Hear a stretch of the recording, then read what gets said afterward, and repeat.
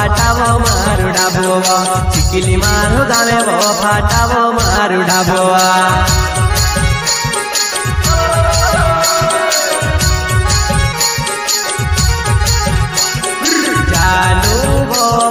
सोहने डावर नाव जानू वो मार सोहने डावर नाव चिकली मारो गावे वो फाटावो मारू डाबोआ।